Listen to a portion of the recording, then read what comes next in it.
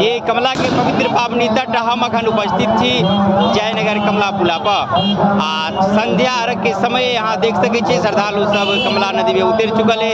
आ जहाँ तक नजर लगे आगा पुला है, पुला से ओहो तरफ जैसे श्रद्धालु सब है आ अहू तरफ जल दिखावा जा रहा है। सके छे कमला नदी के अहू तरफ आ ओहो तरफ आ एनहर बात कर ली तो लबका पुला है आ पुला से अगाड़ियों तक जहाँ तक न जाइए तक श्रद्धालु है।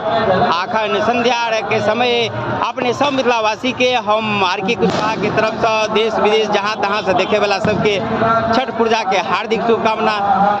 आखन पूरा अन्हार नहीं भेल तें जैसे जगमग जगमग दीपक के या फेन जे लाइट सजावट है ओकर दृश्य नहीं नजर आबि रहा है।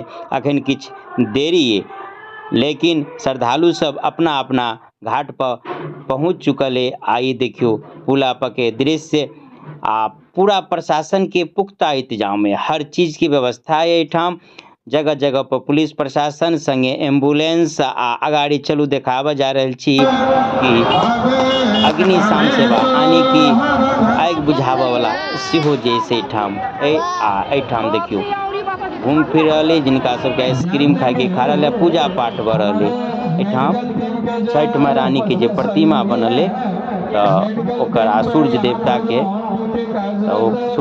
के पूजा भ रहा है। पंडित जी सब बैठल है आओ कनी अगाड़ी ए तरफ दृश्य देखावा उपस्थित छी लबका पुला पर। लबका पुला के गेट देखिए बंद कर दी और भीड़ के कारण से ता ओई पिलर पर से किछ दिखा दै छी ए तरफ के आई लबका पुला के दक्षिण सेहो देखियो दोनों तरफ जैसे श्रद्धालु के भीड़ है आ गाड़ी वाहन सेहो भीड़ है। आ लबका पुला के गेट जे तत्काल बंद कर देने भीड़ के कारण से ओना आन दिन जाकर दिखा देने रही लेकिन आई जैसे लबका पुला पर नहीं जा दिया आ दोनों तरफ श्रद्धालु के भीड़ कमला के पवित्र पावनी तट आ कमला पुला के दोनों तरफ पूर्वो आ पश्चिमों के लोग एठाम नजदीक वाला सब आबि कऽ अपन छठ मनबै छथि।